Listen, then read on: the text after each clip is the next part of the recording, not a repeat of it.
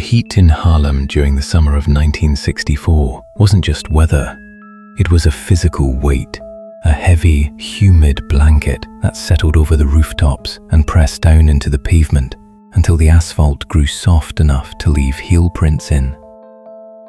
It was the kind of heat that made the air shimmer above the hoods of the cars parked along Lenox Avenue, distorting the world into a hazy, dreamlike mirage.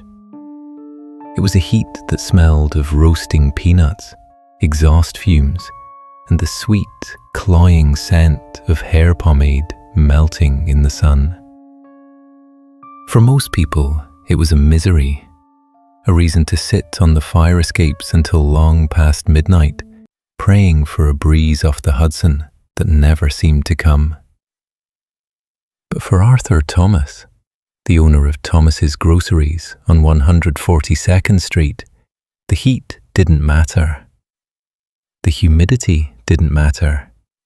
The sweat trickling down his back as he stacked cans of peaches in a pyramid on the front counter didn't matter. Nothing mattered because tomorrow was Saturday. And Saturday was the day his only daughter, Clara, was getting married. Arthur was a man of simple dignity, a man who had spent 40 years carving a life out of the hard bedrock of the city. His hands were rough, the skin calloused from decades of lifting crates of produce and scrubbing floors. But his heart was soft, especially when it came to Clara. She was the light of his life, the single bright spark that had kept him going after his wife, Sarah, had passed on 5 years prior. He had promised Sarah on her deathbed that he would see their girl settled, happy, and treated like a queen on her wedding day. It was a promise that had driven him to work double shifts, to keep the store open late on Christmas Eve, to save every nickel and dime in a heavy metal coffee can hidden beneath the floorboards of his bedroom closet. He wasn't a rich man. In the grand hierarchy of Harlem, Arthur Thomas was a peasant compared to the kings who rode in the back of Cadillacs and wore suits made of Italian silk. He was a grocer. He wore a white apron stained with tomato juice and dust. He knew the price of milk and the cost of bread.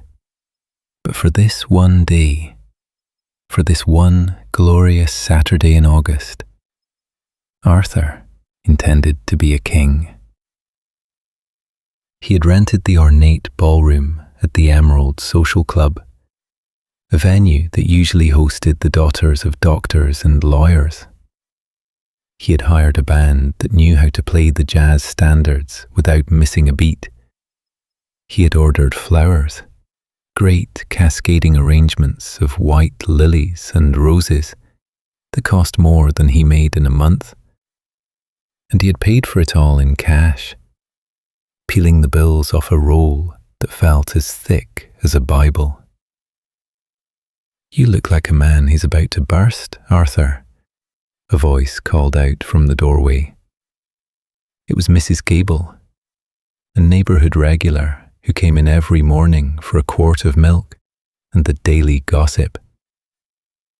She was fanning herself with a folded newspaper, her face glistening. Arthur beamed, wiping his hands on his apron. "I feel like I'm floating, Mrs. Gable. Tomorrow's the day, my little Clara. Can you believe it?" "I can believe it," she laughed, stepping into the relative cool of the store. "I remember when she was knee-high to a fire hydrant, running around here stealing penny candy. Now she's marrying that nice boy from the post office. You done good, Arthur. You done real good." "I just want it to be perfect," Arthur said, his voice dropping to a whisper, as if saying it too loud might jinx it.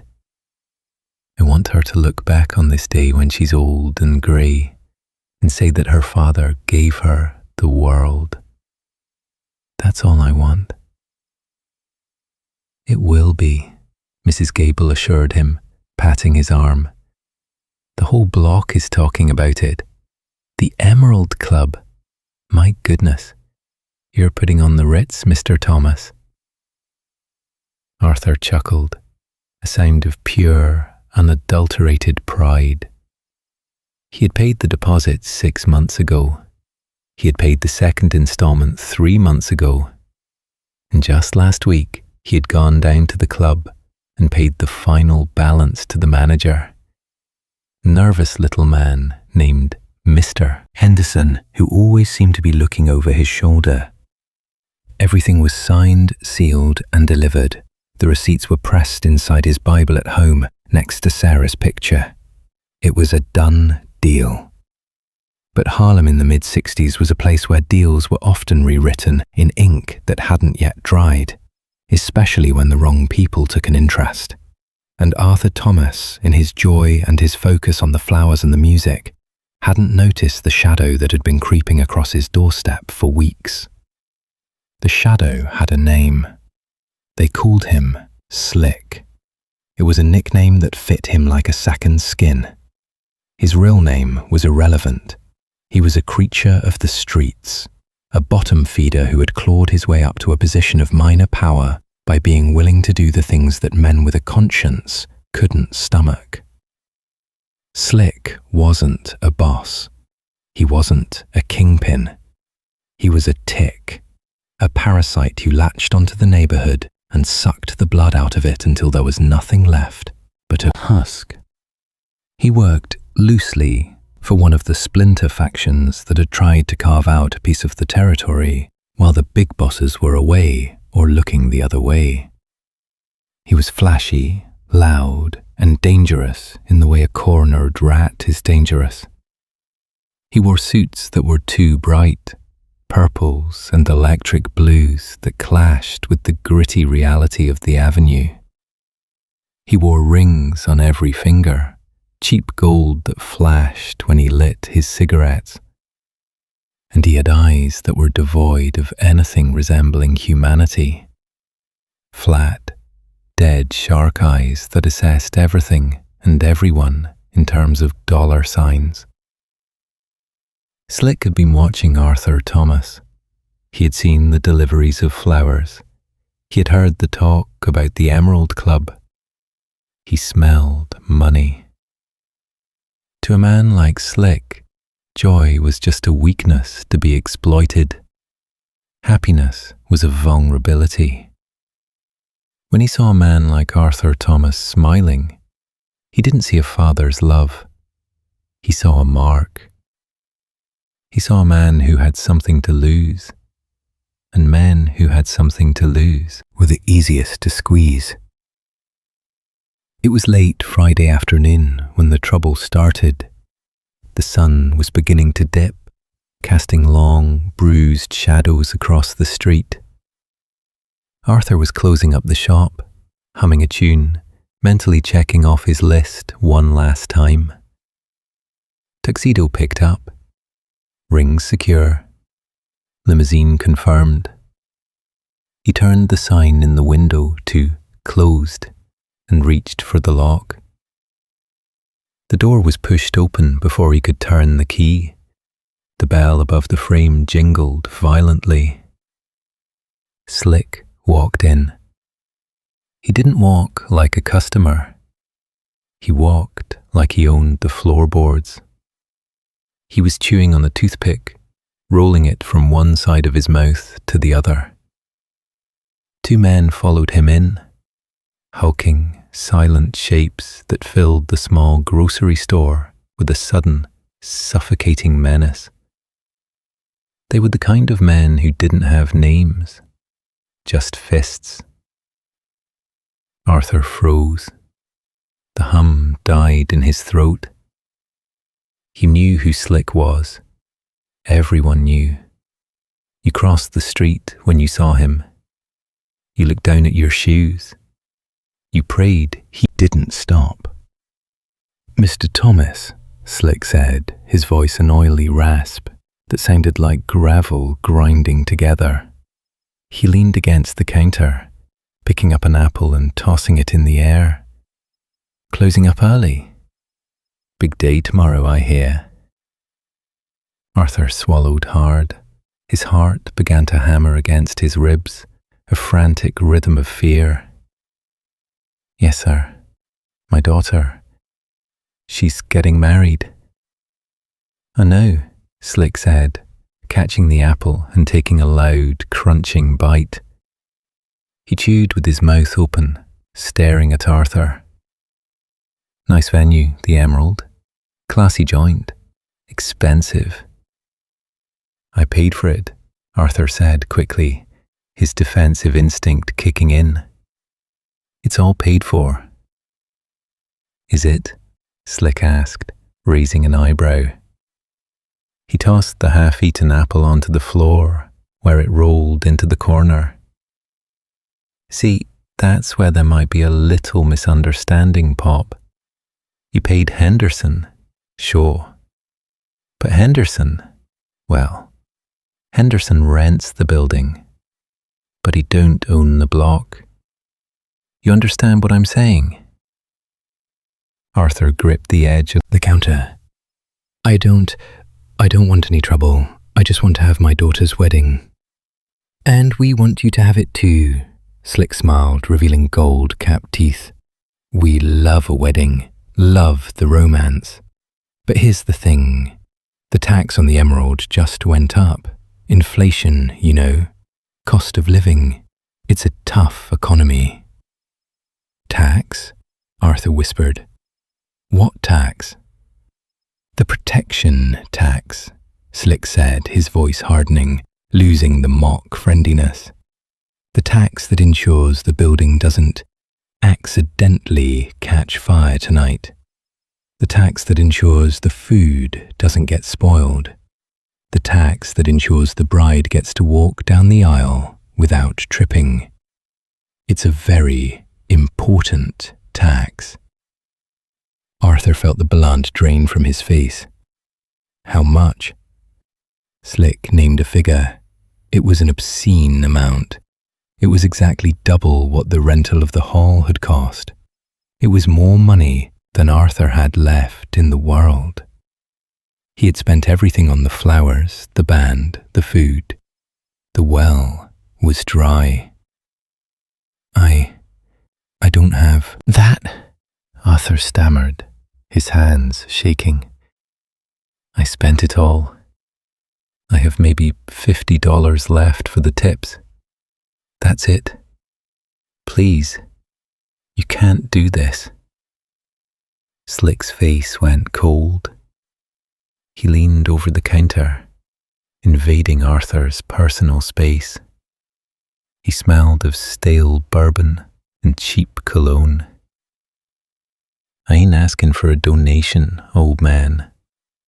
I'm telling you the price of admission. You want those doors to open tomorrow. You bring me the money.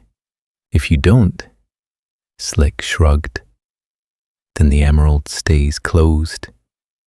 And all those fancy guests of yours can stand out on the sidewalk and watch your daughter cry. It's up to you. But it's tomorrow, Arthur pleaded, tears stinging his eyes. Where am I supposed to get that kind of money by tomorrow? Sell something, Slick said, turning to leave. Rob somebody. I don't care. Just have it. Noon. Don't be late, Pop. I hate it when people are late. The bell jingled again as they left. The silence that rushed back into the store was deafening. Arthur Thomas stood there, the dim light, surrounded by his cans of peaches and his sacks of flour, and felt his world crumbling into dust. He sank to his knees on the worn wooden floor, buried his face in his hands, and wept. He wept for the injustice of it, for the cruelty of men who would poison the wedding for a pocketful of cash. But mostly, He wept because he knew he couldn't pay. And he knew that tomorrow he was going to break his daughter's heart. Saturday morning dawned with a brilliance that felt like a mockery. The sky was a piercing, cloudless blue. The sun was a golden coin rolling across the heavens. Harlem woke up, stretching and yawning, the streets coming alive with the rhythm of the weekend. Kids were opening fire hydrants, the spray arching into the street like diamonds. Music was drifting from open windows. Sam Cooke, Ray Charles, the sounds of joy. At the Thomas apartment, the mood was frantic but happy. Clara was in her room, surrounded by her bridesmaids, a flurry of lace and laughter. She looked breathtaking. The dress was a masterpiece of white satin and tulle, hand-stitched by a seamstress on 116th Street. When she spun around, the skirt flared out like a bell. She looked like a princess. She looked like hope. Arthur stood in the hallway, adjusting his bow tie in the mirror. His hands were trembling so badly he could barely work the clasp. He hadn't slept. He had spent the night pacing, counting coins, praying for a miracle that hadn't come. He had $52 in his pocket. That was it. He had thought about calling the police, but he knew what that meant. In Harlem, calling the cops on a man like Slick was a good way to get your store burned down, or your legs broken, or worse. He was trapped. He looked at his reflection. His eyes were red-rimmed and hollow. He looked like a ghost attending a feast. "Daddy?" He turned. Clara was standing there. She was radiant. She glowed. "How do I look?" she asked, twirling a lock of hair. Arthur felt his heart break into 1,000 jagged pieces. He forced a smile, a painful rictus of a grin. "You look beautiful, baby. You look like your mother." "Are you okay?" she asked, stepping closer, her brow furrowing. "You look pale." "Just nerves," Arthur lied, his voice cracking. "Just big day nerves. Let's go. We don't want to be late for the church." The ceremony passed in a blur. Arthur walked Clara down the aisle of the Abyssinian Baptist Church, his legs feeling like lead. He heard the organ music. He heard the preacher's words.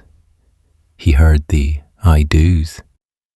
But it all sounded like it was coming from underwater. All he could think about was the clock ticking toward noon. All he could think about was the Emerald Club and the monster waiting at the door. When the couple kissed and turned to face the congregation, the applause was thunderous.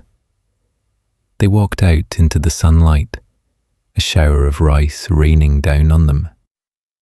They got into the white limousine Arthur had rented, laughing, holding hands, believing that the world was perfect. "To the reception!" Clara shouted, waving to her friends. "To the Emerald!" The convoy of cars moved slowly through the streets, horns honking, streamers fluttering in the wind. It was a parade of joy. People on the sidewalks stopped to wave and cheer. For a few blocks, Arthur allowed himself to hope. Maybe Slick was bluffing. Maybe Henderson would open the doors anyway. Maybe God would intervene. But when they pulled up to the Emerald Social Club on 145th Street, God was nowhere to be found. The street in front of the club was crowded, but not with party-goers. It was crowded with confusion. The guests who had arrived early were standing on the sidewalk, milling around in the heat, fanning themselves. The heavy double doors of the club were shut tight. A thick iron chain was wrapped through the handles, secured with a padlock the size of a fist. And standing in front of the doors, leaning against the brickwork like a gargoyle guarding a tomb, was Slick. He was wearing a cream-coloured suit today with a purple tie. He was smoking a cigar, his arms crossed, a look of bored amusement on his face. 4 of his men stood behind him, forming a wall of muscle that blocked the entrance. The limousine pulled to the curb. The smile vanished from Clara's face.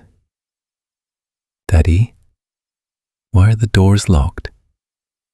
Why are those men there?" Arthur felt like he was dying. He opened the door and stepped out into the brutal heat. His tuxedo felt like a straitjacket. He walked toward the club, his legs shaking. "Please," Arthur whispered as he approached Slick. He kept his voice low, desperate to keep Clara from hearing. "Please don't do this. Not now. Not in front of her." Slick took a slow drag of his cigar and blew the smoke directly into Arthur's face. "I told you the price, Pop. Did you bring the envelope?" "I told you I don't have it," Arthur hissed. "I have $50. Take it. I'll pay you the rest next week, I swear. Just open the doors. Look at her. Look at my daughter." He gestured to the limo where Clara was watching through the window, her face a mask of confusion and rising panic. Slick didn't even glance at the car. "I ain't a bank, Thomas. I don't do loans, and I don't do credit. No cash, no party. It's business." "It's evil," Arthur cried, his voice rising, cracking with hysteria. "It's my daughter's wedding. You can't lock us out. We paid. The guests were watching now. The whispers started. "What's going on? Why aren't they opening the doors? Is there a problem?" The shame washed over Arthur like acid. He was being humiliated in front of everyone he knew. Clara got out of the car. She walked over, her white dress dragging on the dirty pavement. "Daddy, what's happening? Who is this man?" Slick looked at Clara. He looked her up and down with a sneer that made Arthur want to kill him. "Your daddy didn't pay the rent, sweetheart. Seems he came up a little short. Sorry to ruin your big day, but bills are bills." "That's a lie," Clara screamed. "He paid. I saw the receipt." "Receipts don't mean nothing on this street, dollface," Slick laughed. "Now why don't you take your little dress and your little friends and go have a picnic in the park? The Emerald is closed." Clara burst into tears. It was a sound of pure heartbreak, a wail of shattered dreams. She collapsed onto the bottom step of the club entrance, burying her face in her hands, her shoulders heaving. Her new husband, James, rushed to her side, glaring at Slick, but he was a postal worker, not a fighter. He looked at the 4 goons and knew he was outmatched. The scene was a tragedy.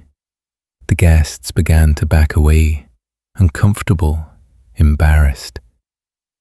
Some went back to their cars. The party was dying before it had even begun. The joy of the morning had evaporated, replaced by the ugly, gritty reality of the racket. Arthur Thomas stood over his weeping daughter, his fists clenched, impotent rage boiling in his veins. He looked at Slick, who was chuckling to one of his thugs. "You're a devil," Arthur whispered. "I'm a businessman," Slick corrected. "And you're a deadbeat. Beat it, Thomas, you're blocking the sidewalk." Across the street, sitting on a crate outside a shoeshine stand, was a young boy named Marcus. Marcus was 12 years old, skinny as a rail, with eyes that saw everything. He knew Mr. Thomas. Mr. Thomas always gave him a free apple when he walked by the store. He knew who Slick was too. Everyone knew Slick was bad news. Marcus watched the bride crying. He watched the fat man in the cream suit laughing. He felt a knot of anger in his stomach. It wasn't right. It just wasn't right. Marcus stood up. He knew he couldn't do anything. He was just a kid. But he knew who could. He knew the stories. Every kid in Harlem knew the stories. He knew that there was one man who didn't let things like this happen. One man who made the wolves behave. Marcus took off running. He ran down 145th Street, his sneakers slapping against the pavement. He dodged pedestrians, he jumped over trash cans, he ran until his lungs burned and his side ached. He ran up the hill toward McComb's place, to the Flash Inn, where he knew a certain black Lincoln Continental was often parked. He found the man standing outside the entrance, smoking a cigarette, a huge man with shoulders like a linebacker and a face made of stone. Junie Bird. Marcus skidded to a halt, gasping for breath, clutching his knees. "Whoa there, shorty," Junie rumbled, looking down at the boy. "Where's the fire?" "Mr. Junie," Marcus wheezed, You gotta tell him. You gotta tell Mr. Bumpy." Junie's eyes narrowed. He flicked his cigarette away. "Tell him what?" "It's Mr. Thomas," Marcus gasped. "The grocer. Slick locked him out. It's his daughter's wedding. She's crying on the steps. Slick says they gotta pay double or no party. He's laughing at them, Mr. Junie. He's making the bride cry." Junie Bird didn't say a word. The stone face didn't crack, but the eyes shifted. They went from indifferent to something else, something dangerous. He looked at the boy, then he turned and walked into the Flash Inn. Inside, in the bag booth, Ellsworth Bumpy Johnson was sitting with a newspaper and a cup of coffee. He was wearing a dark charcoal suit, impeccable, crisp. He looked cool despite the heat, though his hair was greyer than it used to be, and the lines around his eyes were deeper. Souvenirs from a decade in Alcatraz. He was reading the business section, his face serene. Junie walked up to the table. He leaned down and whispered in Bumpy's ear. Bumpy didn't look up immediately. He turned the page of his newspaper. He took a sip of his coffee. Then, slowly, he folded the paper and placed it on the table. He adjusted his cufflinks. "On the steps?" Bumpy asked softly.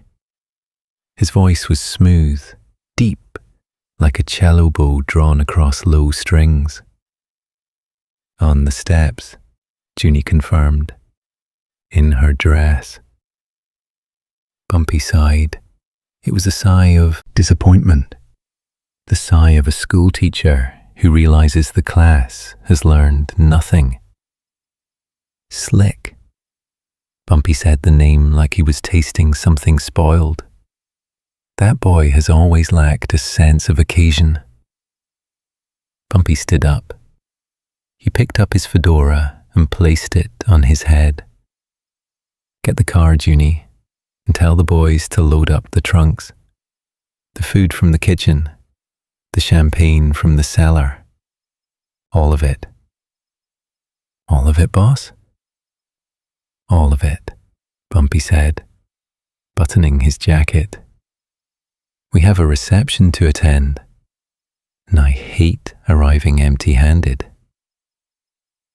Back at the Emerald Club, the situation had deteriorated into a spectacle of despair. 30 minutes had passed. The sun was beating down mercilessly. Clara's makeup was running. The white satin of her dress was stained with dust from the steps. Most of the guests had drifted away, unable to bear the second-hand shame. Only the family remained, a huddled, defeated group standing in the shadow of the locked doors. Slick was enjoying himself. He had sent one of his goons to get him a soda, and he was sipping it through a straw, making loud, slurping noises. "Hey, Thomas," Slick called out. "You still here? I thought I told you to scram. You're depressing the property value." Arthur didn't answer. He was sitting on the curb, his head in his hands. He was a broken man. He had failed. He had failed Sarah. He had failed Clara. He wished the ground would just open up and swallow him whole. "Maybe we should just go to the apartment," James said gently, touching Clara's shoulder. We can have some cake there. It'll be okay." "It won't be okay," Clara sobbed. "It's ruined. Everything is ruined." "Yeah, listen to your husband, sweetheart," Slick jeered. "Go home. The party's over before it started. That's what happens when your daddy's a broke loser." That was it. That was the line. Arthur stood up. He didn't have a weapon. He didn't have a plan. He just had a father's rage. He balled his hands into fists and took a step towards Slick. "You take that back," Arthur shouted, his voice shaking. "You don't talk to her. You don't look at her." Slick laughed. He stepped away from the door, dropping his soda bottle. It shattered on the pavement. "Or what, old man? What are you gonna do? You gonna hit me?" Slick's men stepped forward, cracking their knuckles, grinning. They looked like wolves circling a wounded deer. "I think the old man wants to dance," Slick said, pulling a switchblade from his pocket. He flicked it open. The blade glinted in the sun. "Come on then, Pop. Let's see what you got. I'll carve you a new buttonhole right in that cheap tuxedo." Clara screamed, "Daddy, no!" Arthur hesitated. He saw the knife. He saw the death in Slick's eyes. He knew he was about to die on the street in front of his daughter. But he couldn't back down. Not now. He took another step. And then the sound cut through the heat. It was a low, guttural rumble. The sound of heavy engines. Powerful engines. It wasn't one. car. It was a fleet. The conversation stopped.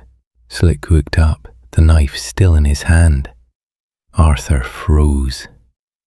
3 black Lincoln Continentals turned the corner of 145th Street. They moved in perfect formation, like sharks swimming in a line. They were polished to a mirror shine, reflecting the sun so brightly it hurt to look at them. They didn't drive fast. They drove with a slow, terrifying purpose. They glided toward the curb, claiming the entire street. The lead car, a massive vehicle with tinted windows and white wall tires, pulled up directly in front of the Emerald Club, cutting off the view of Slick and his men. The other 2 cars blocked the street behind it, sealing the block. Silence descended. Total, absolute silence. Even the traffic seemed to hold its breath. The rear door of the lead Lincoln opened. A polished black leather shoe stepped out onto the asphalt. Then a leg in charcoal grey trousers. Ellsworth, Bumpy Johnson, emerged from the car. He stood up, adjusting his jacket. He didn't look at Arthur, he didn't look at the bride. He looked directly at Slick. His face was unreadable, a mask of calm, cold intelligence. He took a cigar from his pocket, lit it with a gold lighter, and took a long, slow drag. Behind him, Junie Bird stepped out of the driver's seat. From the other cars, 6 more men emerged. Bumpy's crew. They were dressed in suits, quiet, professional, and terrifying. They didn't pull weapons. They didn't need to. Their presence was the weapon. Slick's smile faltered. The knife in his hand suddenly felt very heavy and very foolish. He lowered it slightly, his eyes darting from Bumpy to Junie to the wall of men closing in. "Mr. Johnson," Slick stammered, his voice jumping an octave. I didn't know you were... we're just handling a little business dispute here, local stuff. Nothing you need to worry about." Bumpy didn't answer immediately.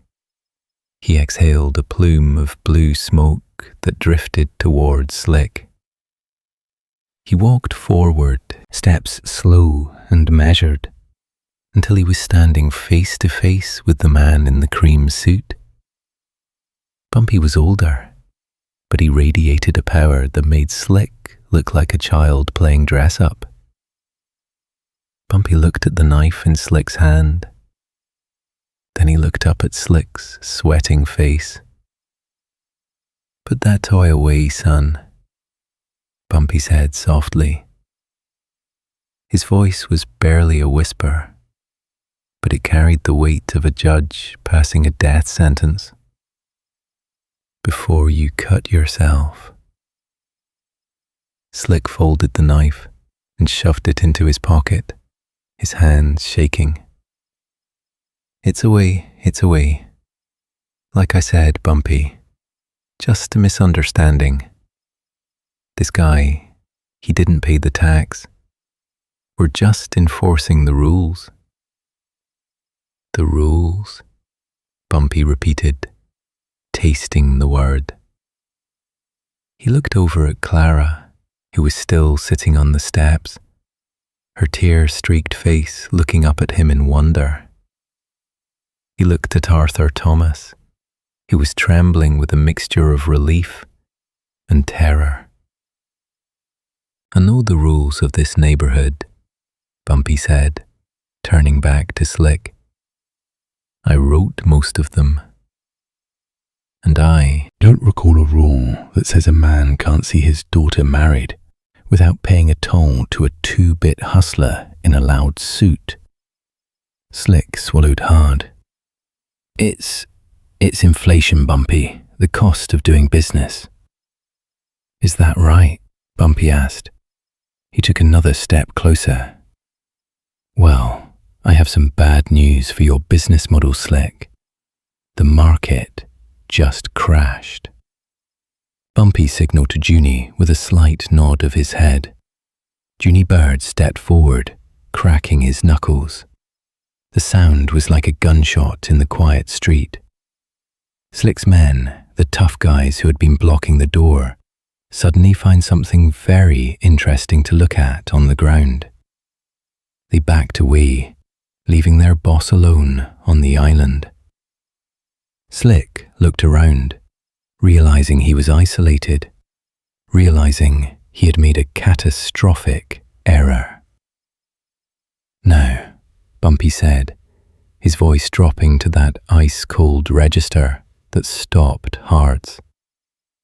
You have exactly 10 seconds to get that chain off the door, and then you and I are going to have a conversation about the nature of respect.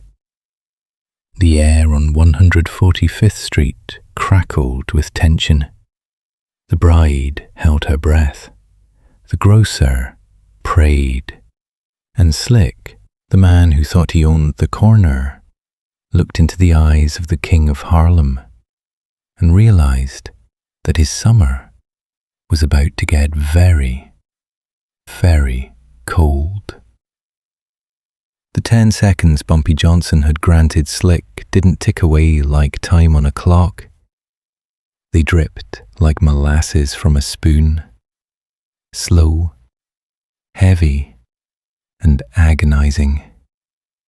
The street was silent, save for the distant, rhythmic thrum of the idling Lincoln engines, a bass note that vibrated in the chests of everyone standing on the baking asphalt. Slick stood frozen, his cream-colored suit suddenly feeling like a layer of lead, his eyes darting frantically between the stone-faced giant, Junie Bird, and the impassive, terrifying calm of Bumpy Johnson. He was a man accustomed to being the shark in the tank, the predator who snapped his jaws and watched the smaller fish scatter. But now, staring into the abyss of Bumpy's gaze, Slick realized with a nauseating jolt that he wasn't a shark at all. He was just bait. 8, Bumpy said. The number hung in the air, spoken with the casual indifference of a man reading a grocery list. Bumpy didn't check a watch. He didn't need to. His internal clock was calibrated to the rhythm of the street. And right now, that rhythm was beating a tattoo of impending doom for the man in the cream-colored suit. Bumpy took a slow, deliberate drag from his cigar, the cherry glowing bright orange against the charcoal fabric of his lapel. He exhaled a plume of blue smoke that drifted across the gap between them, a ghostly tendril that seemed to wrap around Slick's throat. 7. Slick's hands were shaking so violently he could hear the keys on his ring jingling against each other, a tiny, metallic chattering that betrayed his terror to the entire neighborhood. He fumbled for the right key, his fingers feeling like sausages, numb and clumsy. Sweat stung his eyes. The heat of the day, which he had been ignoring while he sat in the shade, suddenly felt like a blast furnace. The silence of the crowd was heavier than any noise could have been. The bride, Clara, was watching him with wide, tear-filled eyes. The grocer, Arthur, was watching him with a mixture of hope and disbelief. And Junie Bird. Junie was watching him the way a butcher looks at a side of beef, assessing exactly where to make the first cut. "Bumpy, please," Slick stammered, his voice cracking, jumping an octave into a register that was pure panic. "You got to understand, this is business, just business. I didn't know the grocer was. I didn't know he was with you. If I knew, I never would have." "6," Bumpy continued, his eyes locked on Slick's face. He wasn't listening. That was the most terrifying part. Bumpy Johnson wasn't negotiating. He wasn't debating the finer points of territory or protection rackets. He was simply counting down to an execution. The indifference was the weapon.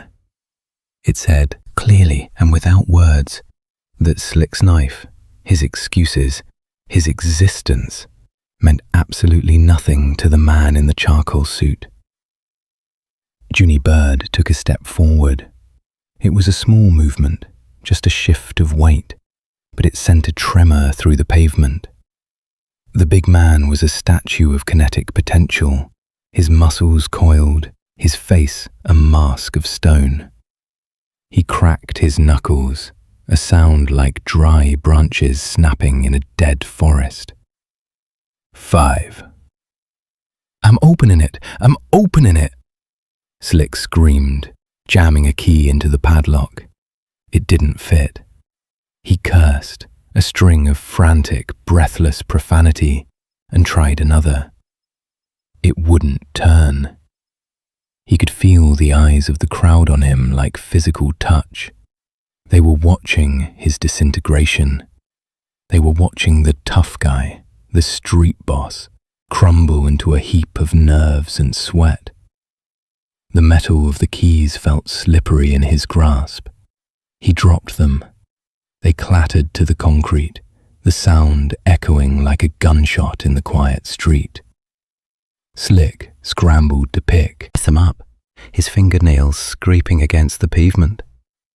He was panting now, short, jagged breaths that burned his lungs. 4. He grabbed the keys. "You found the one with the red tape on it. That was the one. He knew it was the one." He jammed it into the mechanism. His hand was shaking so bad he missed the slot twice, scratching the metal face of the lock. Come on, you piece of junk," he hissed to himself, tears of frustration welling in his eyes. 3. The key slid in. Slick twisted it with both hands, putting his entire body weight into the turn. The mechanism was stiff, rusted from the summer humidity, fighting him every inch of the way. He gritted his teeth, straining, feeling the veins in his neck bulge. Finally, with a sharp clack that sounded like salvation, the shackle popped open. Slick yanked the chain free, the heavy links rattling as they hit the concrete. He didn't just unlock the door, he threw the double doors of the Emerald Social Club open, swinging them wide so hard they banged against the brick walls and bounced back slightly. He spun around, breathless, his chest heaving, a desperate, frozen smile plastered across his face. "Open," Slick announced, throwing his arms out wide like a ringmaster presenting the main attraction. "See? It's open. The Emerald is open for business. Go ahead. Party time. My treat." He looked at Bumpy, his eyes pleading for approval, for a nod, for any sign that the storm had passed. "We're good, right, Bumpy? I did what you said. Beat the clock. No harm, no foul. The bride gets her wedding." Bumpy didn't move. He didn't smile. He stood perfectly still, the smoke curling around the brim of his fedora. He let the moment stretch, let Slick stew in his own relief for a heartbeat before he crushed it. 2, Bumpy said softly. Slick's smile vanished. The colour drained from his face, leaving it a sickly, ashen grey. What? No, I opened it. You said 10 seconds. I did it. I beat the count. I said you had 10 seconds to open the door, Bumpy corrected, his voice smooth, deep, and utterly devoid of mercy. I didn't say that was the end of the transaction. That was just the admission fee to the conversation we're about to have. Bumpy walked forward. He moved with a grace that belied his age, a fluid, predatory gait that ate up the distance between them. He stopped 2 feet from Slick, invading his personal space, dominating the air around him. Bumpy smelled of expensive cologne, cedarwood, and the faint metallic scent of absolute power. Up close, Slick could see the lines in Bumpy's face, the history written in the scars and the wrinkles. It was a map of Harlem's underworld, and Slick was just a tourist. You see, Bumpy said, gesturing with his cigar toward Clara, who was still sitting on the steps, her white dress pulled around her like a cloud, her face streaked with tears. You made a calculation error, Slick. You thought this was about money. You thought if you squeezed Arthur, Thomas, coins would fall out. He owed the increase, Slick whispered, backing up until his spine hit the brick wall of the club. He was trapped. Inflation, Bumpy. Everyone pays. It's the rules. Arthur Thomas pays his debts, Bumpy said, his voice hardening, the velvet wrappings slipping off the steel. He pays with sweat. He pays with 40 years of waking up at 4 in the morning to sell milk and bread to this community. He pays by raising a daughter who walks with her head high. That is the currency of this neighborhood, Slick. Respect, dignity, hard work. Bumpy took a step closer, his eyes narrowing. And you? You tried to steal that. You didn't just try to steal his money. You tried to steal his moment. You tried to steal his pride in front of his child. You tried to make a father look small on the biggest day of his life. Bumpy shook his head slowly. That is a tax I do not allow anyone to collect. I'm sorry, Slick whimpered. I'll give it back. I won't charge him a dime, I swear. I'll walk away. Apologies are cheap, Bumpy said. And right now, your credit score with me is 0. You need to make a deposit. Bumpy pointed a manicured finger at the ground. On your knees. The street went silent again. The request was absolute. In the code of the streets, to force a man to his knees was to strip him of his manhood. It was a fate worse than a beating. A beating healed, a broken bone knitted back together stronger. But this was a scar that never faded. This was a story that would be told in every barbershop and pool hall for 20 years. Slick looked at the crowd. He looked at his own men who were now pretending to examine the architecture of the buildings across the street, refusing to meet his gaze. He looked at Junie Bird, who was cracking his knuckles again, a slow, rhythmic sound like dry wood snapping. He looked at Bumpy's eyes and saw the alternative. The alternative was a ride in the trunk of a Lincoln to the marshes of the Jersey Turnpike. The alternative was darkness. Slick sank. He went down on one knee, then the other, The cream suit, his pride and joy, soaked up the grime of the sidewalk. He looked small. He looked pathetic. He looked exactly like what he was, a bully who had been punched in the mouth. "Crawl," Bumpy ordered. "Bumpy, please," Slick cried, tears of humiliation leaking from his eyes. "Don't do this, not in front of the block. I got a reputation." "He didn't mind humiliating her in front of the block," Bumpy said, his voice dropping to a whisper that carried more threat than a scream. "Crawl to the bride and ask for her forgiveness. If she gives it, you walk away.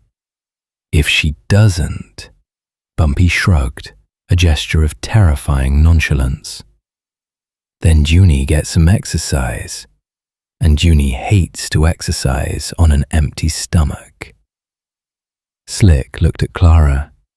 She was 20 feet away. It looked like 20 miles. It looked like an ocean of concrete and shame. He put his hands on the dirty concrete. He began to crawl. It was a grotesque, agonizing procession. The loan shark, the terror of 145th Street, dragging himself like a wounded animal.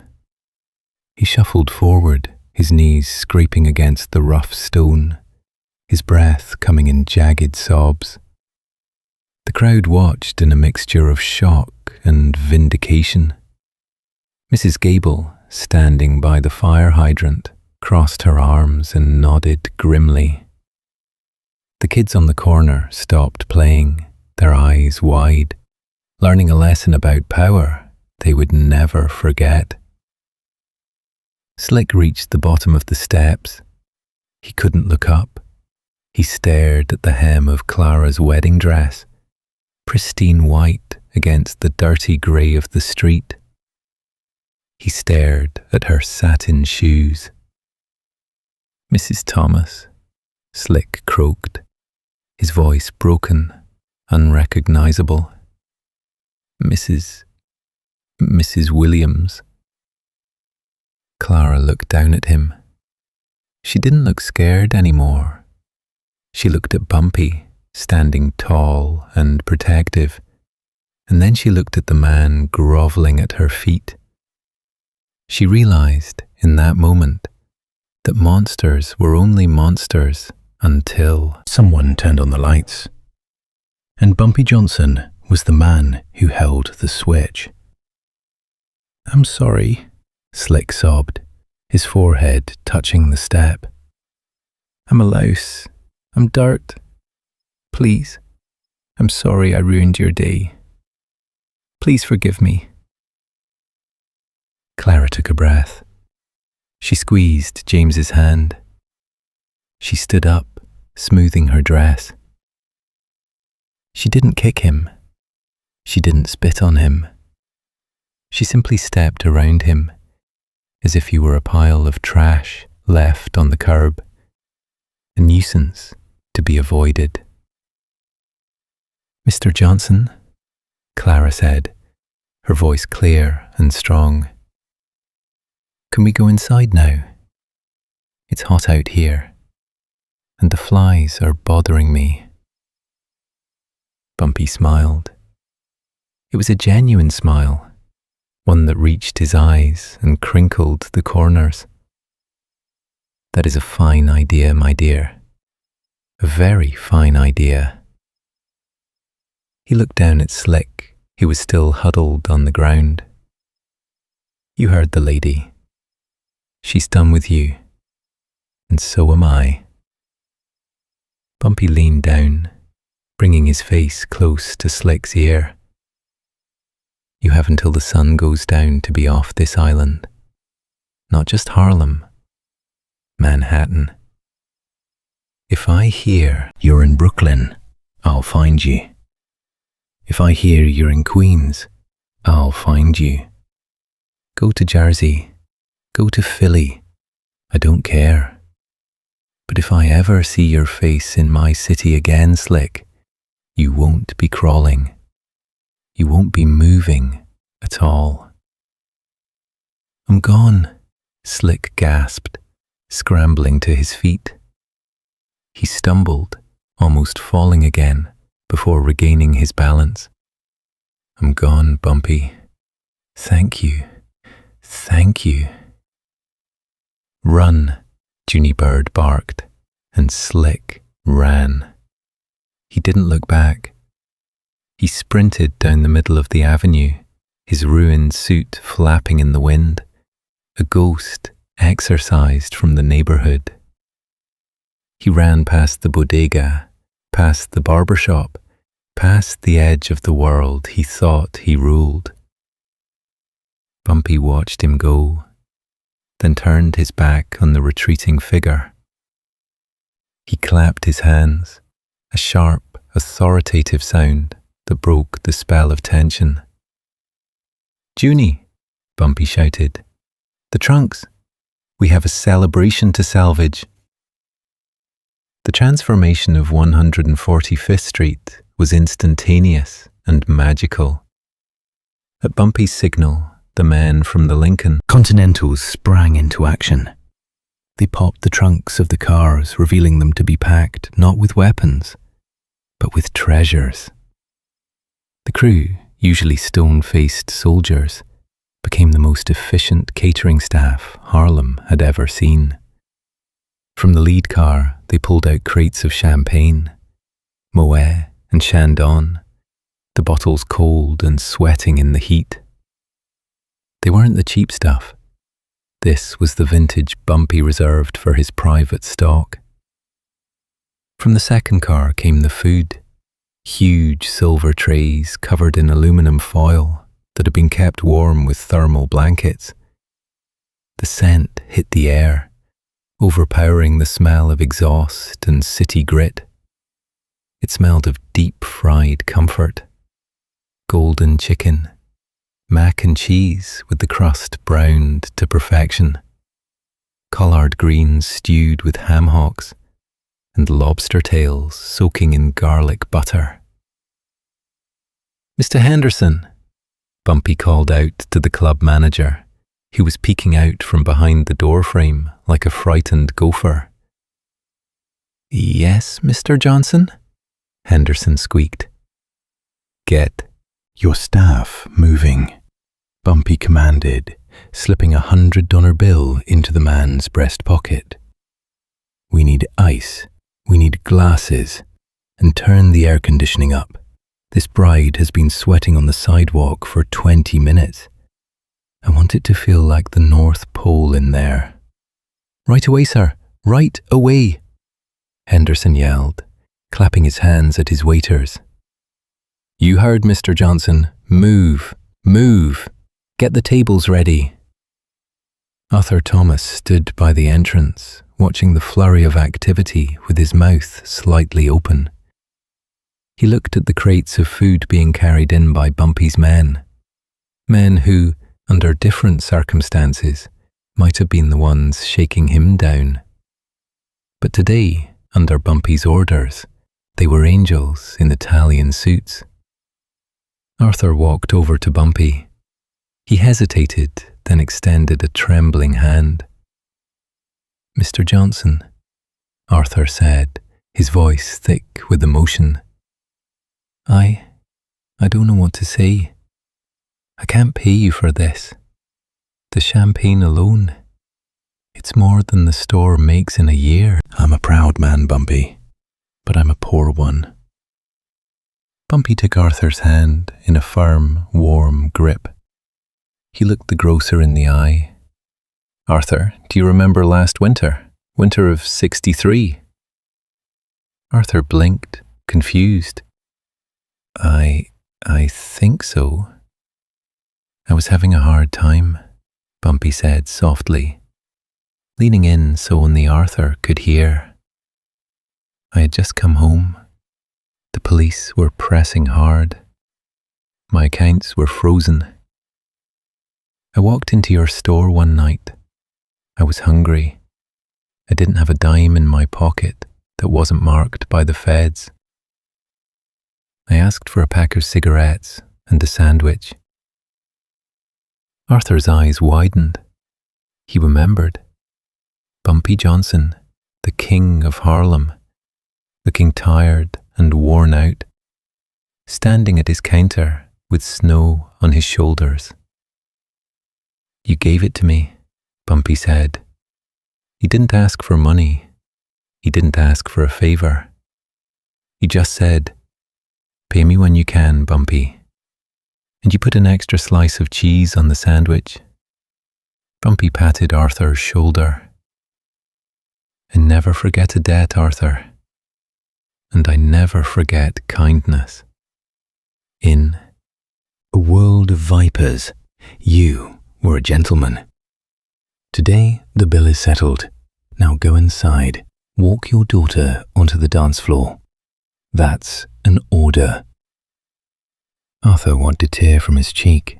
He nodded, unable to speak, and turned to follow his daughter into the club. The reception that followed was the stuff of legend. It wasn't just a party, it was a release. The tension of the standoff had acted like a pressure cooker, and now that the lid was off, the joy exploded. The band, energized by the turn of events and a generous tip from Junie, played with a ferocity that shook the dust from the rafters. The brass section wailed, the drums thundered, and the bass line thumped in the chests of everyone in the room. The hall itself seemed to transform. With the air conditioning blasting and the champagne flowing, the Emerald Social Club became a palace. Waiters scurried back and forth with trays of lobster and chicken. Bumpy's men stood by the walls, not menacing, but watchful, ensuring that not a single drop of trouble spilled into the room. They opened bottles with the efficiency of bartenders, pouring for the grandmothers and the cousins, laughing at the jokes, blending into the tapestry of the neighborhood. Bumpy Johnson did not dance. That wasn't his style. He sat at a reserved table in the back corner, a position that gave him a clear view of the front door and the entire room. He was the eye of the hurricane, the calm center around which the celebration swirled. He sipped his champagne slowly, his eyes scanning, always scanning. He watched the waiters. He watched the exits. He watched the shadows. Guests approached his table with the reverence of pilgrims visiting a shrine. They didn't bow, but the respect was palpable. Men shook his hand, thanking him for handling the situation. Women smiled and sent over plates of cake. Bumpy accepted it all with a gracious nod. Solid here. Thank you, darling, there. He was benevolent, but he was distant. He was a king, holding court, reminding everyone that while he was their protector, he was also apart from them. He lived in a world they could only glimpse, a world of violence and silence. Ginny Bird stood behind his chair, a silent sentinel, eating a chicken leg with one hand while keeping the other free near his waistband. Even in victory, the crew never relaxed fully. Halfway through the night, the music slowed, the lights dimmed. It was time for the father-daughter dance. Arthur led Clara to the center of the floor. She looked radiant, her dress seemingly whiter, her smile brighter than the sun. The band struck up a slow, soulful rendition of Unforgettable. As they danced, Clara whispered something to her father, and they both looked over at the corner table, where the man in the charcoal suit sat alone. Arthur stopped dancing. He took the microphone from the bandstand. The room went quiet, save for the hum of the air conditioner and the clinking of glass. "I have a toast," Arthur said, his voice ringing out, stronger now than it had been all day. "They say you can't choose your family, and they say in Harlem you have to be careful who your friends are. But today," he raised his glass high, the crystal catching the light. "Today, I learned that sometimes the bad guys are the only ones who know how to do good." To Mr. Johnson, the best neighbour a man could ask for. "To Mr. Johnson!" the room roared back, 100 voices joining in unison. Bumpy didn't stand up. He didn't crave the applause. He simply raised his glass of champagne, a silent acknowledgement, his face impassive, though a flicker of warmth touched his eyes. He wasn't doing this for the applause. He was doing it because it was right, because order had to be maintained. He watched Clara laughing. He watched Arthur crying tears of joy. He watched the people of the neighbourhood eating his food and drinking his wine. This was why he did it. Not for the money, though the money was good. Not for the power, though the power was intoxicating. He did it because this was his city. These were his people, and if he didn't protect them, who would? The police? The politicians? No, it was up to Bumpy. It had always been up to Bumpy. As the evening wore on and the shadows lengthened outside, Bumpy signalled to Junie. It was time. A smart boss knew never to overstay his welcome. You leave them wanting more, not wondering when you'll go. He stood up, buttoning his jacket. The movement caught the room's attention. The music dipped slightly. Bumpy walked over to the head table where Clara and James were sitting. He reached into his inside pocket and pulled out a thick, creamy white envelope. It was heavy. It felt substantial. "A wedding gift," Bumpy said, placing it on the table in front of the groom. "For the honeymoon. I hear Paris is nice this time of year. Or maybe Italy, somewhere far away from 145th Street. James looked at the envelope, then up at Bumpy, his eyes wide with shock. "Mr. Johnson, we can't take this. You've done too much already. The food, the club, it's too much." "It's not a request, son," Bumpy said, his voice dropping to that smooth, undeniable baritone. "It's an instruction. Take your wife, see the world, show her that there is more to life than this block.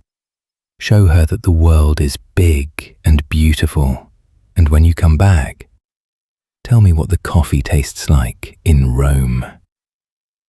James swallowed hard, looking at the envelope, then at his wife, then at Bumpy. He nodded. "Yes, sir. Thank you, sir." Bumpy turned to Clara. He took her hand and kissed it, a gesture of old-world chivalry that made the bridesmaids sigh. "Be happy, child. Happiness is the best revenge against men like Slick. Live well, love each other, and never let anyone tell you you don't belong in the front door." With that, he turned and walked toward the door. The crowd parted for him like the Red Sea. Hands reached out to touch his sleeve. Voices whispered, "God bless you, Bumpy." He walked through them, untouched, a myth made flesh. Outside, the air had cooled. The twilight was painting the sky in shades of bruised purple and charcoal. The 3 Lincolns were idling at the curb, their engines purring like great black cats. The streetlights had flickered on, casting long, dramatic shadows across the pavement where Slick had crawled just hours before. Arthur ran out after him. "Mr. Johnson! Mr. Johnson!" Bumpy paused at the car door, one hand on the roof. He looked back at the grocer. Arthur was breathless, his bow tie undone, his face flushed with wine and joy. "Arthur," Bumpy said, "go back inside, eat some cake. You paid for it." I wanted to ask," Arthur stammered. "What happens if he comes back? Slick, what if he brings more men?" Bumpy's face went hard for a split second, the mask slipping just enough to reveal the steel beneath. The eyes that had been warm inside the club were now cold again, reflecting the dangerous reality of the street. "He won't come back, Arthur. Slick is a man who understands leverage. He has none left, and if he does..." Bumpy patted the breast of his jacket, where a lump of steel rested against his ribs. "Then I'll handle the eviction personally. You just sell your peaches. I'll handle the pests." Arthur nodded, relieved. "Thank you, Bumpy. Truly, you're a good man." Bumpy chuckled, a dry, rasping sound. "I'm a necessary man, Arthur. There's a difference. Good night." Bumpy slid into the back seat of the Lincoln. The door closed with a solid, reassuring thud, sealing him off from the noise and the gratitude. The interior was quiet, smelling of leather and silence. It was a sanctuary. "Home, boss?" Junie asked, looking in the rear-view mirror. Bumpy leaned his head back against the seat, closing his eyes for a moment. He was tired. Being a legend was exhausting work. It required constant vigilance, constant calculation. Every smile was a strategy, every handshake a contract. But tonight, the ledger was balanced. The bad man was gone, the good man was happy, and the champagne was cold. "Yeah, Junie," Bumpy said, opening his eyes and watching the city lights streak past the tinted windows. "Take me home to Mamie. I want to tell her about the wedding. And stop by the florist on the way. Pick up some white lilies. Mamie loves lilies." "You got it, boss." The car pulled away from the curb, flanked by the other 2 Lincolns, a convoy of shadows moving through the Harlem night. As they turned the corner, fading into the darkness of Lenox Avenue, the sound of the band at the Emerald Social Club drifted out into the street, playing a song of joy that chased the ghosts away. The King of Harlem lit a fresh cigar, the flame illuminating his face for a brief second in the dark car. He took a drag and watched the smoke swirl against the glass. The city was his. The night was his. And for one more day, the wolves had been kept at bay. Bumpy Johnson smiled. Thanks for listening, folks. If you liked that video and want more, be sure to like the video and subscribe so you don't miss any Bumpy Johnson stories.